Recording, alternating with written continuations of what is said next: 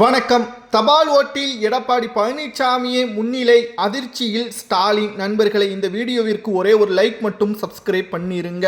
முதலில் தபால் ஓட்டுகள் எண்ணப்பட்டுள்ளது. கிட்டத்தட்ட 234 தொகுதிகளில் தபால் ஓட்டுகளில் மட்டும் எடப்பாடி பழனிசாமி அவர்கள் முன்னிலையில் இருப்பதாகவும், அதிமுக முன்னிலையில் சுமார் 75 தொகுதிகளுக்கு மேல் முன்னிலையில் இருப்பதாக தேர்தல் ஆணைய முடிவுகள் ஒவ்வொன்றாக வெளியாகி கொண்டிருக்கிறது.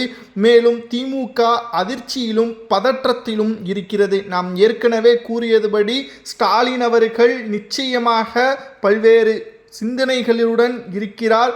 காரணம், அவர் 5 ஆண்டுகளை முழுமையாக பயன்படுத்தவில்லை என்று. குறிப்பாக எடப்பாடி தொகுதியில் பழனிசாமி அவர்கள் முன்னிலையில் இருக்கிறார்.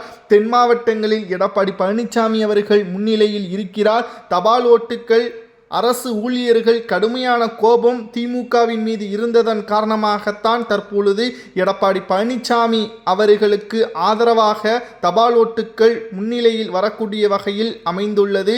ஒவ்வொரு தபால் ஓட்டுகளது முடிவுகளும் அதிமுகவிற்கு சாதகமாகவே இருக்கிறது. மேலும் பாஜகவின் வேட்பாளர் தமிழிசை சவுந்தரராஜன் அவர்கள் மயிலாப்பூர் தொகுதியில் தபால் ஓட்டுகளில் 28 வாக்குகள் முன்னிலையில் இருக்கிறார். அதே தொகுதியில் திமுகவின் வேட்பாளர் 25 வாக்குகள் பின்னடைவை சந்தித்துள்ளார்.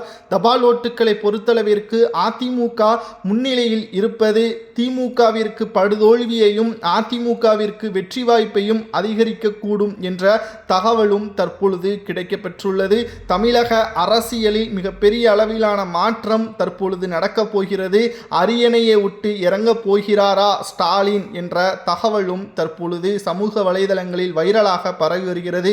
நண்பர்களை, வீடியோவை தொடர்ச்சியாக பாருங்கள். இன்று முழுவதும் லைவாக நாம் பதிவுகளை மேற்கொண்டு வருகிறோம்.